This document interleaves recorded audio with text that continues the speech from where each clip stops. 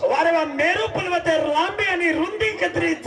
मेरू पर्वतेर स्थान कुण शोधिनोच आकाश आकाश ती वायू वायू ती तेज तेज ती आप आपे ती अग्नी आणि अग्नी ती पृथ्वी हीच